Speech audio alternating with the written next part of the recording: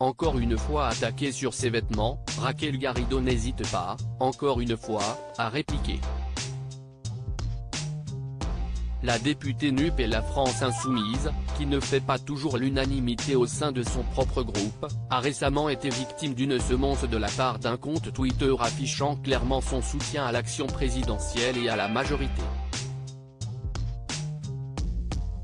Ce lundi 17 juillet, le compte a posté un tweet accompagné de 2 photos, critiquant la tenue de l'élu et notamment ses chaussures que le compte rapproche du modèle Santorini de la marque Hermès, vendu à près de 700 € par la maison de couture. Après un partage viral de cette information sur les réseaux sociaux, la partisane souvent critique avec les médias de Jean-Luc Mélenchon a finalement réagi ce mardi 18 juillet en postant en gros plan dans un tweet les dites chaussures qui ne semblent être en réalité qu'inspirées par le modèle de la marque de luxe Orange. En légende de la photo, la compagne du député LFI Alexis Corbière est venue apporter plus de contexte à cette paire de souliers. C'est un scandale. Non. C'est une sandale. Offerte par mes filles, rapportée de voyage. Pas des Hermès. Plutôt NUP, a-t-elle écrit en ajoutant un smiley clin d'œil, avant d'ajouter pour retourner dans le débat politique, ces sandales et moi avons fait plus pour l'augmentation des salaires et la souveraineté du peuple que les 5000 macronistes et lepénistes qui nous haïssent. De quoi faire taire les mauvaises langues qui n'ont pas trouvé de meilleurs arguments pour critiquer la femme politique.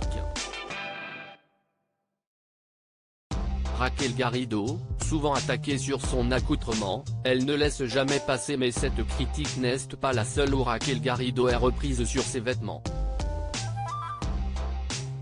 En 2022, la députée avait été attaquée sur les réseaux sociaux pour avoir réajusté sa robe, mal mise en place alors qu'elle était assise, tandis que sa collègue Mathilde Panot s'exprimait juste devant elle.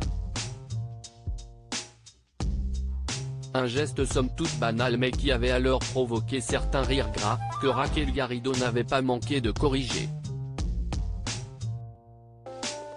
En 2021, celle qui a réussi à surmonter des crises dans son couple avait là aussi déjà été épinglée à tort pour avoir porté sur une photo une doudoune de la marque Canada Goose, dont les prix flirtent souvent avec le millier d'euros.